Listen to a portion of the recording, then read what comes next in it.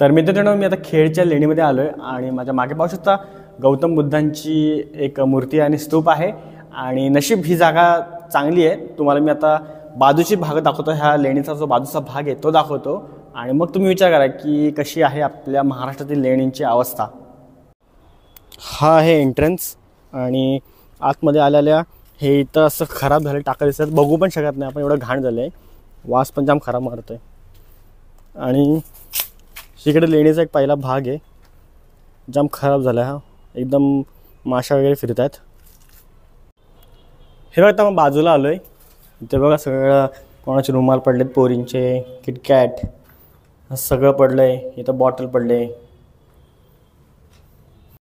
पण त्याच्या बाजूच्या पण एका लेणीमध्ये जाऊया. त्याच्या बाजूचाच अजून एक भाग आहे या लेणीचा, तिथं तर अजून ह्याच्यापेक्षा खराब अवस्था आहे. इथं आतमध्ये आलेलाच डाव्या बाजूला बघू शकता स्नेहल दिसते आपल्याला आणि SASP वगैरे नावं काढली लोकांनी. इकडं तर अजूनच खराब आहे. बॉटल वगैरे पडल्यात.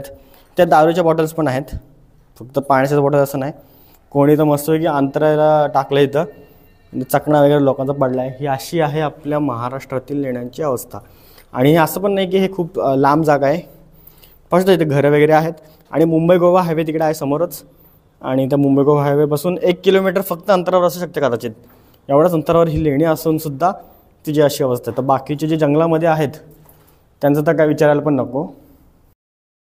आणि हा बघा बोर्ड, ऐतिहासिक, बौद्ध आणि पुढं काय दिसत पण नाही. लेणी आहे पण दिसत नाही. तर बोर्ड पूर्ण गंजला आहे. आणि तर नोटीस लावली की ही राज्य संरक्षित स्मारक आहे. हे स्टेट प्रोटेक्टेड मॉन्युमेंट, म्हणजे पुरातत्व खात्याच्या अंडर येतं, तरी पण ही अशी खराब अवस्था झाली. तुम्ही बघू शकता कशी झाली ती.